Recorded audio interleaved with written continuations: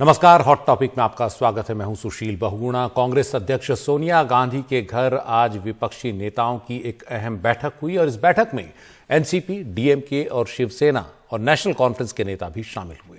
शरद पवार के अलावा फारूक अब्दुल्ला, संजय राउत, सीताराम येचुरी और टीआर बालू इस बैठक में मौजूद थे। इस दौरान शरद पवार से आग्रह किया गया कि 12 सांसदों के निलंबन के मुद्दे पर वो कोई रास्ता निकालने के लिए राज्यसभा के सभापति से बात करें। इसके अलावा यूपीए को मजबूत करने पर भी इस बैठक में मंथन किया गया।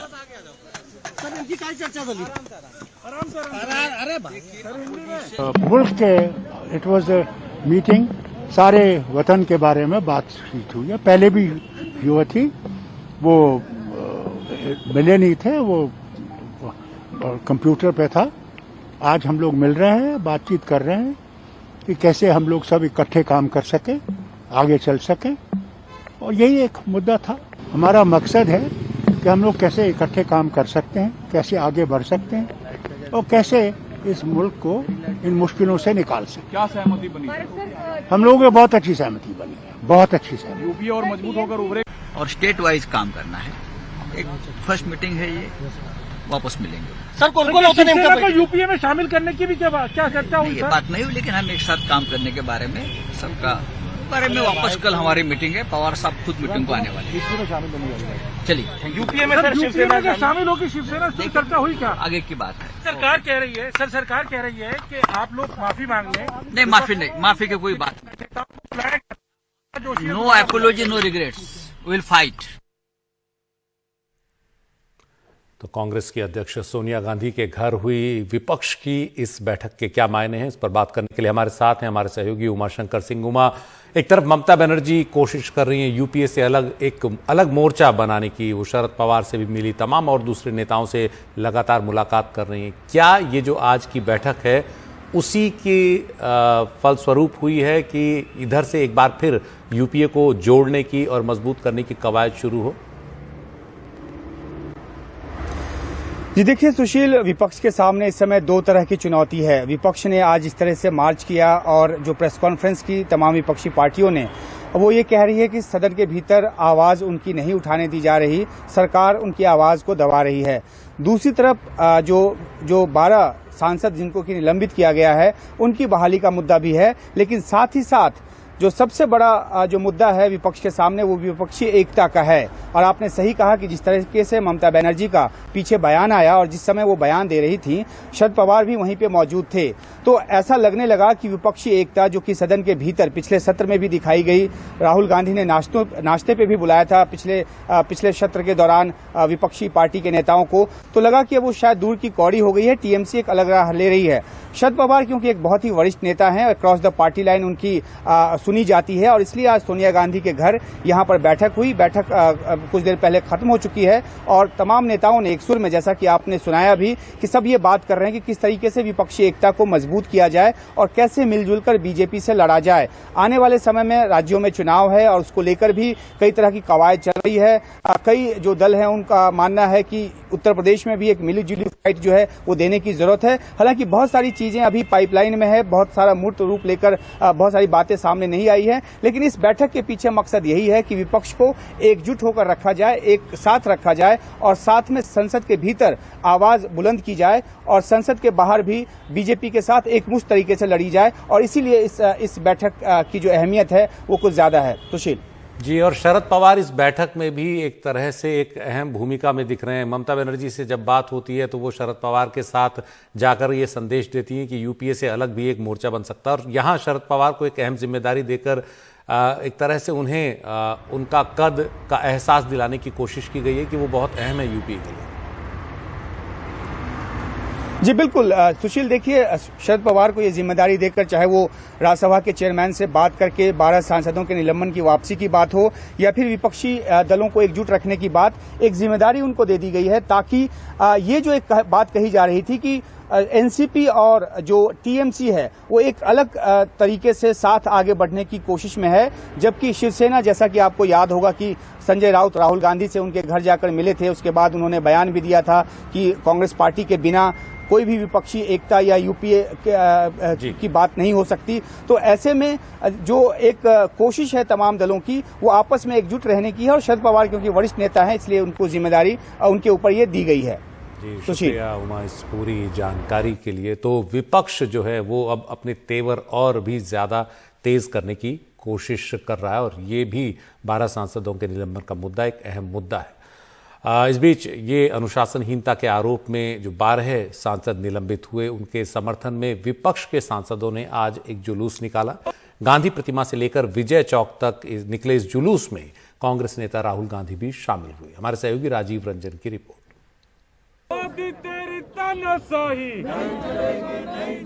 संसद के दोनों सदनों के विपक्षी सांसदों ने मंगलवार को संसद भवन की गांधी प्रतिमा से विजय चौक तक जुलूस निकाला। वे 12 सांसदों का निलंबन रद्द करने की मांग कर रहे हैं।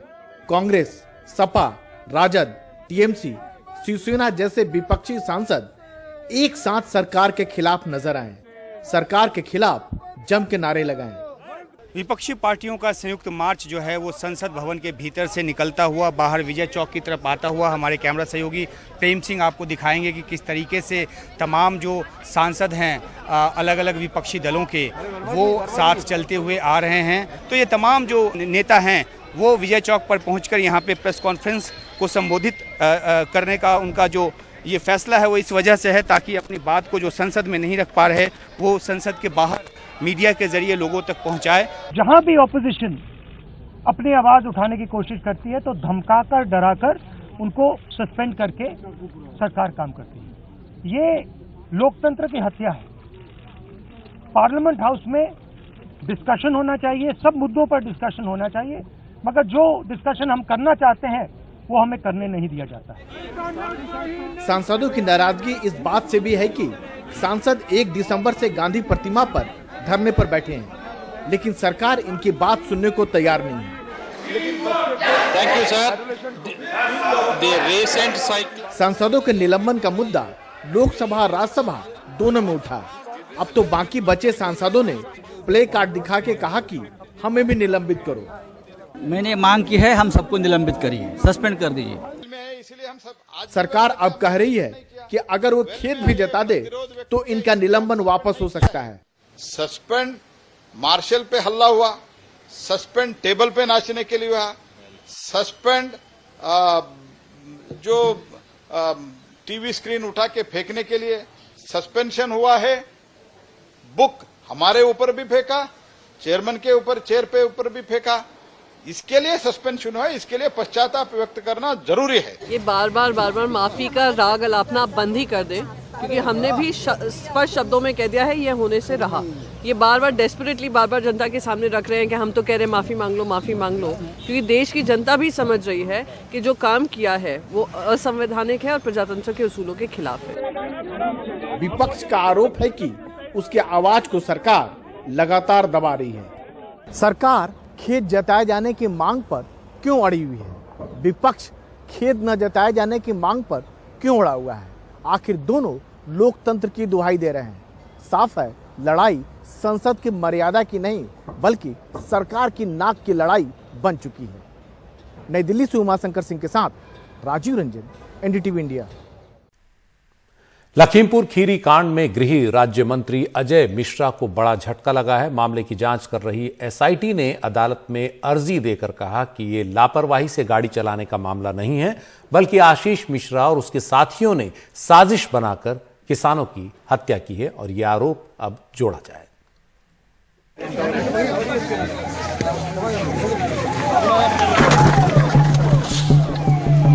लखीमपुर कांड की जांच कर रही एसआईटी ने भी अदालत से कह दिया है कि इन 5 किसानों की हत्या की गई है। अदालत को दी गई अर्जी में जांच अधिकारी ने लिखा है कि अभियुक्त गणों द्वारा उक्त आपराधिक कृत्य को लापरवाही एवं उपेक्षा से नहीं बल्कि जानबूझकर पूर्व से सुनियोजित योजना के अनुसार जान से मारने की नियत से कारित किया है। इसलिए एसआईटी ने अदालत से दरख्वास्त की है कि एफआईआर से लापरवाही से गाड़ी चलाने की दफा हटाकर नई दफाएं लगाई जाएं। 304A, 338, 279 इसका विलोपन कर दिया है विवेचक ने, इनको हटा दिया है। ये धाराएं हटा दी गई हैं। अब जो बची धाराएं हैं उसमें 302, 120 भी पहले था और जो एडेड सेक्शन है वो 307, 326 और 34, 3/25। 3 अक्टूबर को हुए इस कांड की 50 से ज्यादा वीडियोस एसआईटी के पास सबूत के तौर पे दिए गए हैं, जिससे इस मामले में गृह राज्य मंत्री के बेटे आशीष मिश्रा समेत 13 लोग गिरफ्तार किए गए हैं। किसानों के वकीलों का तो दावा है कि उस दिन योजना के तहत बाहर से गुंडे बुलाए गए थे। जांच होने के बाद और जो गवाहों से जो बयान जो हुए हैं जिन लोगों के, और जांच जो की है एसआईटी ने, उसके बाद ये चीज़ क्लियर हुई है कि क्योंकि इस मामले में कई लोग थे जो लखनऊ के थे, कुछ बाहर के भी लोग थे, तो इन्होंने पूरी प्लानिंग करके बाहर से जो है गुंडों को बुलाया था। उसके बाद प्लानिंग करके किसानों को मारा गया है। गृह राज्य मंत्री अजय मिश्रा के बेटे आशीष मिश्रा पर सरकारी एसआईटी के हत्या का आरोप लगाते ही विपक्ष ने प्रधानमंत्री पे हमला बोल दिया। राहुल गांधी ने इस पे लोकसभा में बहस न कराने पे नाराजगी जताई। एक मंत्री ने किसानों को मारने का काम किया है। प्रधानमंत्री जानते हैं, उनके साथ उनकी टीम में है। हमने कहा उस समय भी डिस्कशन नहीं होने दी। जैसे इनको चुप किया है वैसे ही उस समय भी हम सबको चुप किया था। कांग्रेस महासचिव प्रियंका गांधी ने ट्वीट कर गृह राज्य मंत्री अजय मिश्रा की बर्खास्तगी की मांग की। उन्होंने लिखा, न्यायालय की फटकार व सत्याग्रह के चलते अब पुलिस का भी यह कहना है कि गृह राज्य मंत्री के बेटे ने साजिश करके किसानों को कुचला था। जांच होनी चाहिए कि साजिश में गृह राज्य मंत्री की क्या भूमिका थी, लेकिन नरेंद्र मोदी जी ने किसान विरोधी मानसिकता के चलते इन्हें पद से हटाया भी नहीं। मोदी जी अजय टेनी को बर्खास्त कीजिए। लखीमपुर कांड को सुप्रीम कोर्ट मॉनिटर कर रहा है। बार बार उसने उत्तर प्रदेश पुलिस को फटकार लगाई है। एसआईटी भी दोबारा से गठित की गई है। तब जाकर आखिरकार इस नतीजे पे एसआईटी पहुंची है। इससे किसानों का पक्ष मजबूत होगा। लखीमपुर खीरी में प्रतीक और कैमरामैन विनीत कुमार वर्मा के साथ कमाल खान, एनडीटीवी इंडिया।